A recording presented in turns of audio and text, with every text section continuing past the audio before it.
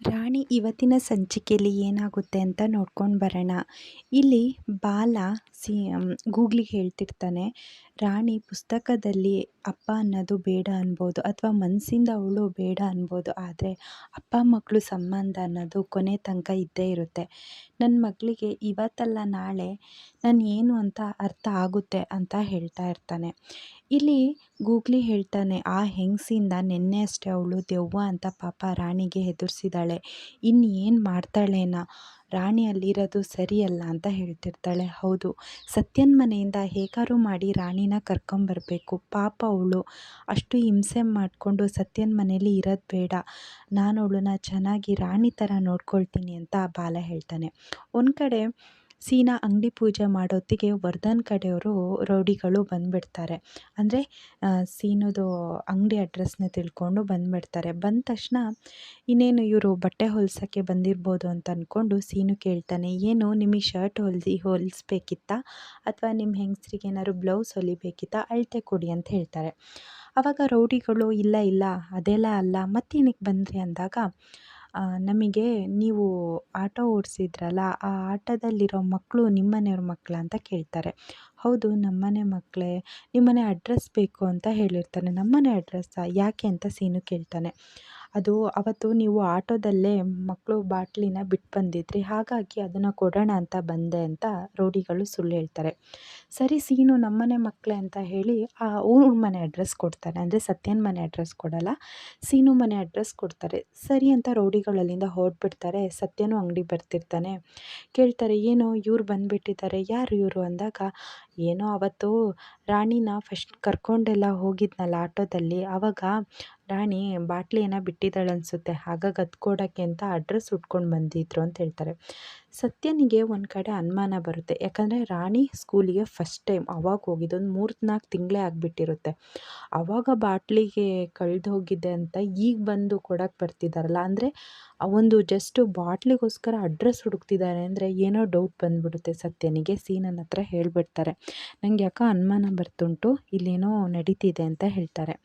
ಆವಾಗ ಸೀನು ಇದ್ದವನು, ಅಯ್ಯೋ ನನಗೆ ಗೊತ್ತೇ ಆಗಲಿಲ್ಲನೋ, ಅಡ್ರೆಸ್ ಬೇರೆ ಹೇಳಿಬಿಟ್ಟೆ, ಏನು ಹೇಳ್ತಿರ್ತೀಯ, ಅದು ಈ ರೌಡಿಗಳು ನೋಡಿದರೆ ಏನೋ ವರ್ಧನ್ ಕಡೆಯವರೇ ಇರಬೇಕು, ರಾಣಿಗೆ ಅಪಾಯ ಅಂತ ಅನ್ನಿಸ್ತಿದೆ ಅಂತ ಹೇಳ್ತಾರೆ. ಆವಾಗ ಸೀನು ಇದ್ದವನು, ಸತ್ಯ ನೀನು ಏನೇನೋ ಯೋಚನೆ ಮಾಡಬೇಡ, ಯಾಕೆ ಹೇಳು ರಾಣಿಗೆ ಅಪಾಯ ಮಾಡ್ತಾನೆ ಅಂತ ಕೇಳ್ತಾನೆ.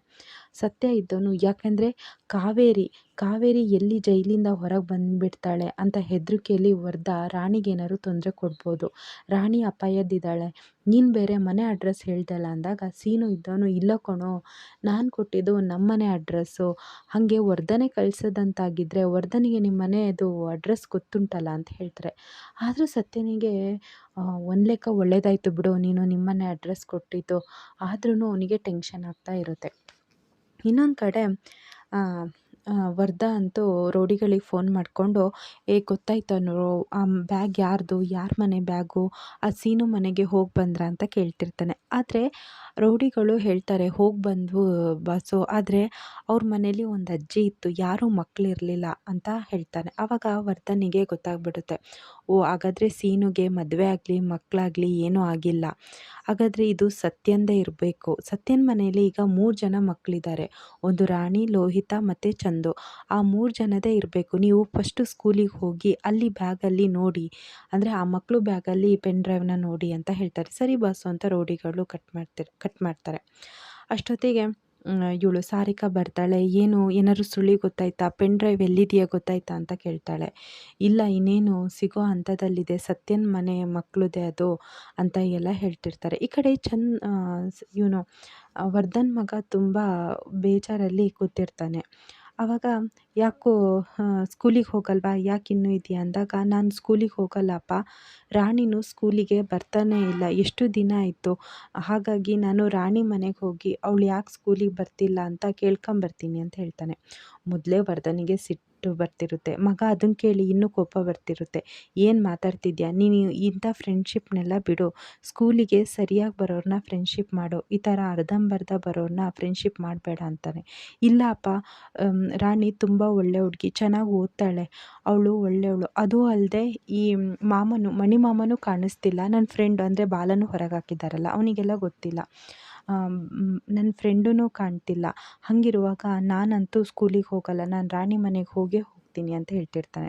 ಈ ಕಡೆ ವರ್ಧನಿಗೆ ತುಂಬ ಕೋಪ ಬರ್ತಾ ಇರುತ್ತೆ. ಬೇರೆ ಸಿಟ್ಟನ್ನ ನಾವು ಎಲ್ಲ ಮಕ್ಳ ಮೇಲೆ ತೀರಿಸ್ಕೊಳ್ತೀವಿ. ಹಾಗೆ ವರ್ಧನು ತುಂಬ ಕೋಪದಲ್ಲಿರ್ತಾನೆ. ನೋಡು ತೇಜು, ಸುಮ್ಮನೆ ಈಗ ಸ್ಕೂಲಿಗೆ ಹೋಗು ಅಂತಿರ್ತಾನೆ. ಸಾರಿಕಾ ಇದ್ದವಳು, ಅಣ್ಣ ಯಾಕೆ ರೇಗ್ತೀಯಾ, ಹಾಗೆ ರೇಗೋಕ್ಕೆಲ್ಲ ಹೋಗಬೇಡ ಅಂತ ಹೇಳ್ತಾನೆ. ಅಷ್ಟೊತ್ತಿಗೆ ತೇಜು ದೂರದಲ್ಲಿ ವರ್ಧನ್ ಮೊಬೈಲಲ್ಲಿ ನೋಡ್ತಾನೆ. ವರ್ಧನ್ ಮೊಬೈಲಲ್ಲಿ ಒಂದು ಫೋಟೋ ಇರುತ್ತೆ, ಅಂದರೆ ರಾಣಿ ಬ್ಯಾಗಿನ ಫೋಟೋ ಇರುತ್ತೆ. ಪಾಪ ಇದು ತೋರಿಸಿ ಅಂತ ನೋಡ್ತಾನೆ. ಇದೇನು ರಾಣಿ ಬ್ಯಾಗ್ ಥರ ಉಂಟಲ್ಲ ಅಂತ ಕೇಳ್ತಾನೆ. ವರ್ಧನಿಗೆ ಶಾಕ್ ಆಗುತ್ತೆ. ಏನು ಹೇಳ್ತಿದ್ಯಾ ತೇಜು ಅಂದಾಗ, ಹೌದು ಪಾಪ ಇದು ರಾಣಿ ಬ್ಯಾಗು. ವರ್ಧ ಕೇಳ್ತಾನೆ, ನಿಜ ಹೇಳು ತೇಜು, ಇದು ರಾಣಿದೇ ಬ್ಯಾಗು. ಹೌದು ಪಾಪ, ನನಗೆ ಗೊತ್ತಿಲ್ವಾ, ರಾಣಿ ಬ್ಯಾಗ್ ಯಾವುದು ಅಂತ ನಂಗೆ ಚೆನ್ನಾಗಿ ಗೊತ್ತುಂಟು, ಇದು ರಾಣಿ ಬ್ಯಾಗೆ. ಆದರೆ ನೀವ್ಯಾಕೆ ರಾಣಿ ಬ್ಯಾಗ್ ಫೋಟೋ ಇಟ್ಕೊಂಡಿದ್ದೀರಾ ಅಂದಾಗ, ಅಯ್ಯೋ ಏನೋ ಒಂದು ನಂದು ವಸ್ತು ಆ ಬ್ಯಾಗ್ ಒಳಗೆ ಹೋಗಿತ್ತು, ಅದು ಬೇಕಾಗಿತ್ತು, ಹಾಗಾಗಿ ಅದು ಹುಡುಕ್ತಾ ಇದ್ದು ಅಂದಾಗ, ತೇಜು ಇದ್ದಾನೋ, ಹಾಗಾದರೆ ನಾನು ರಾಣಿ ಮನೆಗೆ ಹೋಗಿ ನೋಡ್ಕೊಂಬರಲ್ಲ ಅಂದಾಗ, ಬೇಡ ಬೇಡ, ನೀನು ಈಗ ಸ್ಕೂಲಿಗೆ ಹೋಗು ಅಂತ ಹೇಳ್ತಾರೆ. ಇಲ್ಲಿ ಸರಿ ಆಯಿತು ಅಂತ ತೇಜು ಸ್ಕೂಲಿಗೆ ಹೊರಟ್ಬಿಡ್ತಾನೆ. ಸಾರಿಕಾನ ಹತ್ರ ವರ್ಧ ಹೇಳ್ತಾನೆ, ನೋಡು ಸಾರಿಕಾ, ಹೇಗೆ ನಮಗೆ ಸಿಕ್ಬಿಡ್ತು ಬ್ಯಾಗು ಕಳೆದೋಗೋದಲ್ಲದೆ ಆ ಬ್ಯಾಗಲ್ಲಿ ಮಣಿ, ಪೆನ್ ಡ್ರೈವ್ ರಾಣಿ ಬ್ಯಾಗಲ್ಲಿ ಇಡೋದಂತೆ. ಅದು ನಮಗೆ ಹೆಂಗೆ ಗೊತ್ತಾಗೋದು? ಸೀನು ಆಟೋದಲ್ಲಿ ಮಕ್ಳನ್ನ ಕರ್ಕೊಂಡು ಹೋಗಿದ್ರಿಂದ ಆ ಬ್ಯಾಗ್ನ ರಾಣಿ ಬ್ಯಾಗಲ್ಲಿ ಈ ಮಣಿ ಇಟ್ಟಿದ್ದಾನೆ ಅಂತ ಖುಷಿ, ಅಂದರೆ ಸಿಕ್ಬಿಡುತ್ತೆ, ನಮಗೆ ಸಿಕ್ಬಿಡ್ತು ಅಂತ ಖುಷೀಲಿ ವರ್ಧ ಮತ್ತು ಸಾರಿಕಾ ಇರ್ತಾರೆ. ಇನ್ನೊಂದು ಕಡೆ ಪಾಪ ರಾಣಿಗೆ ಹುಷಾರೇ ಇರಲ್ಲ. ಮೊದಲೇ ಸತ್ಯ ಹೇಳೋಗಿರ್ತಾನೆ, ಯಾವ ಕಾರಣಕ್ಕೂ ರಾಣಿ ಹತ್ರ ಯಾವ ಕೆಲಸನೂ ಮಾಡಬೇಡ ಅಂತ. ಆದರೆ ಈ ಸರಳಂ ಬುದ್ಧಿ ಗೊತ್ತಲ್ಲ, ಎಷ್ಟು ಹೇಳಿದರೂ ಅವಳಿಗೆ ಒಂಚೂರು ಮಾನವೀಯತೆಯೇ ಇರಲ್ಲ. ಪಾಪ ಅಂಗಳನ್ನೆಲ್ಲ ಗುಡಿಸ್ತಾ ಇರ್ತಾಳೆ. ಮೊದಲೇ ಜ್ವರ ಬಂದು ಪಾಪ ಅವಳು ತುಂಬ ಸುಸ್ತಾಗಿರ್ತಾಳೆ. ಇನ್ನು ಊಟ ಕೊಡೋದು ಅಷ್ಟಕ್ಕಷ್ಟೇ ಇದೆ ಸರಳ. ಹಾಗಾಗಿ ಅಂಗಳನ್ನೆಲ್ಲ ಗುಡಿಸ್ತಾ ಇರ್ತಾಳೆ. ಅವಳಿಗೆ ಆಗ್ತಾನೇ ಇರಲ್ಲ. ಅತ್ತೆ, ನನಗೆ ಯಾಕೋ ತುಂಬ ಸುಸ್ತಾಗ್ತಾ ಇದೆ, ನನಗೆ ಆಗ್ತಾನೇ ಇಲ್ಲ ಅತ್ತೆ ಅಂತ ಹೇಳ್ತಾಳೆ.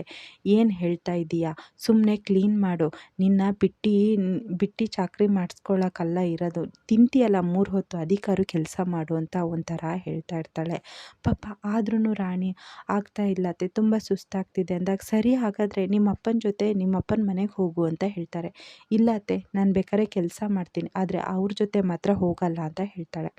ಹಾಗೆ ಒಂದು ಹೂವು ಬುಟ್ಟಿ, ಹೂವಿಂದು ಪಾಟ್ ಇರುತ್ತಲ್ಲ, ಅದನ್ನು ತೊಗೊಂಡು ಬಂದು ಇಡು ಅಂತ ಹೇಳೋಷ್ಟೊತ್ತಿಗೆ ಪಾಪ ಹುಡುಗಿ ಸಣ್ಣವಳು, ಅದು ಅಲ್ಲದೆ ಅದು ಎತ್ತಕ್ಕೆ ಶಕ್ತಿನೂ ಇರಲ್ಲ, ಜ್ವರ ಬಂದು ಇನ್ನೂ ಸುಸ್ತಾಗಿರ್ತಾಳೆ. ಅದು ಎತ್ತಿ ಕೆಳಗಿಡೋ ಅಷ್ಟೊತ್ತಿಗೆ ಅದು ಬಿದ್ದೇ ಬಿಡುತ್ತೆ.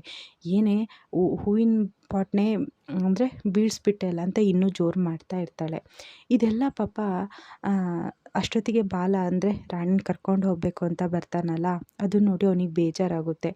ಯಾಕೆ ಪಾಪ ಇಷ್ಟು ಸಣ್ಣ ಹುಡುಗಿ ಜೊತೆ ಈ ಥರ ಮಾಡ್ತಿದ್ದೀರಾ, ಈ ಥರ ವರ್ತನೆ ಮಾಡ್ತಿದ್ದೀರಾ, ಅದು ಅಲ್ಲದೆ ಅವಳ ಕೈಲಿ ಈ ಥರ ಕೆಲಸ ಮಾಡಿಸ್ತಿದ್ದೀರಾ ಅಂದಾಗ, ಅಯ್ಯೋ ನಾನು ಮಾಡ್ತೀನಪ್ಪ, ನಮ್ಮ ಮನೇಲಿ ಅವಳೇನೋ ಸುಮ್ಮನೆ ಕೂರಂಗಿಲ್ಲ, ಕೆಲಸ ಮಾಡಬೇಕು, 3 ಹೊತ್ತು ತಿನ್ನಲ್ವಾ ಅಂತ ವ್ಯಂಗ್ಯವಾಗಿ ಹೇಳ್ತಾರೆ. ಸರಿ ಬಿಡಿ, ನಾನು ಕರ್ಕೊಂಡು ಹೋಗ್ತೀನಿ ಅಂದಾಗ, ಹಾಂ ಕರ್ಕೊಂಡೋಗು ನಿಮ್ಮ ಮಗಳನ್ನ, ಮಹಾರಾಣಿ ಥರನೇ ನೋಡ್ಕೊ ಅಂತ ಸರಳ ಹೇಳ್ತಾರೆ. ಆದರೆ ರಾಣಿ ಗೊತ್ತಲ್ಲ, ನೀವ್ಯಾಕೆ ಇಲ್ಲಿಗೆ ಬಂದ್ರಿ, ನಾನಂತೂ ನಿಮ್ಮ ಜೊತೆ ಬರಲ್ಲ ಅಂತ ಹೇಳ್ತಾಳೆ. ಆವಾಗ ಸರಳ ಇದ್ದವಳು, ನಿಮ್ಮ ಅಪ್ಪನೇ ನಿನ್ನನ್ನು ಕರ್ಕೊಂಡು ಹೋಗಬೇಕು ಅಂತಿದ್ದಾರೆ, ನೀನು ಯಾಕೆ ಹಠ ಮಾಡ್ತಿದ್ಯಾ, ಹೋಗು ಅಂದ್ರೂ ನಾನಂತೂ ಎಲ್ಲಿಗೆ ಹೋಗಲ್ಲ, ನಿಮ್ಮ ಮುಖ ನೋಡೋಕ್ಕೂ ನಂಗೆ ಇಷ್ಟ ಇಲ್ಲ ಅಂತ ಸೀದಾ ರಾಣಿ ಒಳಗೆ ಹೋಗ್ಬಿಡ್ತಾಳೆ. ಪಾಪ ಬಾಲ ಕೊನೆಗೆ ಸರಳಂಗೆ ಹೇಳ್ತಾರೆ, ಅವಳಿಗೆ ಯಾವುದೇ ರೀತಿ ಹಿಂಸೆ ಕೊಡಬೇಡಿ, ಏನು ತೊಂದರೆ ಕೊಡಬೇಡಿ ಅಂತ ಹೇಳ್ತಾರೆ. ಆದರೆ ಸರಳ ಇದ್ದವಳು, ನೋಡು ಬಾಲ, ನನಗೂ ಇವಳಿಗೆ ತೊಂದರೆ ಕೊಡೋಕ್ಕೆ ಇಷ್ಟ ಇಲ್ಲ, ಇವಳು ಬಂದಾಗಿಂದ ನಮ್ಮನೆ ಖರ್ಚು ಜಾಸ್ತಿನೇ ಆಗ್ತಿದೆ, ನನ್ನ ಮಕ್ಕಳು ನೋಡ್ಕೊಳ್ಳೋಕ್ಕೆ ನನಗೆ ತುಂಬ ಕಷ್ಟ ಆಗಿದೆ, ಅಂಥದ್ರಲ್ಲಿ ಇವಳನ್ನ ಸುಮ್ಮನೆ ನೋಡ್ಕೊಳ್ಳೋಕ್ಕೆ ಆಗಲ್ಲ ಅಂತ ಹೇಳೋತ್ತಿಗೆ, ಸರಿ ಹಾಗಾದರೆ ನಾನು ನಿಮಗೆ ಖರ್ಚಿಗೆ ದುಡ್ಡು ಕೊಡ್ತೀನಿ ಅಂತೀಯ, ಕೈಯಲ್ಲಿದ್ದಿದ್ದು ಒಂದು 2,000 ರೂಪಾಯಿ ದುಡ್ಡು ಕೊಟ್ಬಿಡ್ತಾನೆ. ಅಯ್ಯೋ ಇಷ್ಟೇನಾ, ನೀನೇನಾದ್ರು ಕೊಡೋದಂಥದ್ದು ನೋಡಿದರೆ ಬ್ಲ್ಯಾಂಕ್ ಚೆಕ್ನೇ ಬರ್ಕೊಡ್ತೀಯ ಅಂತ ನಾನು ಅಂದ್ಕೊಂಡಿದ್ದೆ, ನೋಡಿದರೆ ಒಂದು 2,000 ಕೊಟ್ಟಿದ್ದೀಯಲ್ಲ ಅಂದಾಗ, ನೋಡಿ ಈಗ ಮಾತ್ರ ನಾನು ಹೇಗಾದ್ರು ಮಾಡಿ ಕೊಡ್ತೀನಿ ಅಂದಾಗ, ಸರಿ ಹಾಗಾದರೆ ತಿಂಗಳು ನಿನ್ನ ಮಗಳು ಖರ್ಚಿಗೆ 10,000 ಕೊಡು, ನಿನ್ನ ಮಗಳ ಹತ್ರ ಏನು ಕೆಲಸ ಮಾಡಿಸಲ್ಲ ಅನ್ನೋಷ್ಟೊತ್ತಿಗೆ ಸರಳ ಇವಳು ರಾಣಿ ಬಂದು, ಈ ದುಡ್ಡು ಬೇಡ ಏನು ಬೇಡ, ಅತ್ತೆ ನೀವಂತೂ ದುಡ್ಡು ಇಸ್ಕೋಬೇಡಿ ಅಂತ ಹೇಳ್ತಾರೆ. ಆವಾಗ ಸರಳ ಇದ್ದವಳು, ಏನೇ ಮಾಡ್ತಿದ್ದೀಯಾ, ನಾನು ಇಸ್ಕೊಳ್ತೀನಿ ಅಂತ ಹೇಳ್ತಾರೆ. ಆದರೆ ಪಾಪ ರಾಣಿ ಏನೂ ಮಾಡೋಕ್ಕಾಗಲ್ಲ, ಮತ್ತೆ ಸೀದಾ ಹೋಗ್ಬಿಡ್ತಾಳೆ. ಅಂದರೆ ಅವಳನ್ನ ಕರೆದ್ರೂ ಅವಳು ಬರಲ್ಲ. ಸರಿ ನೋಡು ಬಾಲ, ನಿನ್ನ ಮಗಳನ್ನ ನಾನು ಚೆನ್ನಾಗಿ ನೋಡ್ಕೊಳ್ತೀನಿ, ಆದರೆ ನೀನು ನನಗೆ ತಿಂಗಳಿಗೆ 10,000 ಕೊಡಬೇಕು ಅಂತ ಹೇಳ್ತಾರೆ. ಆದರೆ ಬಾಲ ಸರಿ ಆಯಿತು, ನಾನು ಹೇಗಾದ್ರು ಮಾಡಿ ದುಡ್ಡು ಕೊಡ್ತೀನಿ, ಆದರೆ ಪಾಪ ರಾಣಿನ ಚೆನ್ನಾಗಿ ನೋಡ್ಕೊಳ್ಳಿ, ಯಾವುದೇ ರೀತಿ ಕೆಲಸ ಮಾಡಿಸ್ಬೇಡಿ ಅಂತೇಳಿ ಗೂಗ್ಲಿ ಮತ್ತು ಬಾಲ ಅಲ್ಲಿಂದ ಹೊರಟ್ಬಿಡ್ತಾರೆ. ಈ ಕಡೆ ಸರಳಂಗೆ ದುರಾಸೆ ಜಾಸ್ತಿ ಬೇರೆ. ನೋಡಮ್ಮ, ಈ ರಾಣಿದು ಬ್ಯಾಗು, ಪುಸ್ತಕಗಳನ್ನ ಮಾರಿದ್ದಕ್ಕೂ ದುಡ್ಡು ಸಿಕ್ತು. ಅದು ಅಲ್ಲದೆ ಈಗ ಅವ್ರ ಅಪ್ಪ ತಿಂಗಳಿಗೆ 10,000 ಕೊಡ್ತಾರಂತೆ. ಇವಳು ಬಂದಾಗಿಂದ ಒಳ್ಳೆ ಚಿನ್ನದ ಮೊಟ್ಟೆ ಇಡೋ ಕೋಳಿ ಥರ ಇದೆ ಅಮ್ಮ ಅಂತ ಹೇಳ್ತಾಳೆ. ಇಷ್ಟು ಇವತ್ತಿನ ಸಂಚಿಕೆಯಲ್ಲಿ ನಡೆಯುತ್ತೆ.